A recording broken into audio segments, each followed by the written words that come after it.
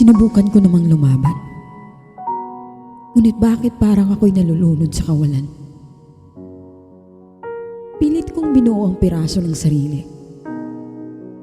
Pero bawat subok, lalong lumalayo ang buo kong pagkatao sa akin. Sinubukan kong umiti. Tinatago sa tawa ang pait sa labi. Pero kahit anong sayang ay pakita, nakikita pa rin nila ang lungkot sa aking mga mata. Sinubukan kong tumakbo palayo. Iniwan ng sakit, ang ala-ala, ang kirot. Pero saan man ako makarating, bitbit ko pa rin ang bigat sa aking dibdib. Sinubukan kong umasa sa pangakong darating ang ginhawa. Pero ang pangakong binitawan, tulad ng hangin na dumaan, lumipas at nawala. Sinubukan kong maging matatak na tila bato, hindi kayang mabasag. Pero sa likod ng matapang na panlabas, ako'y isang basag na salamin.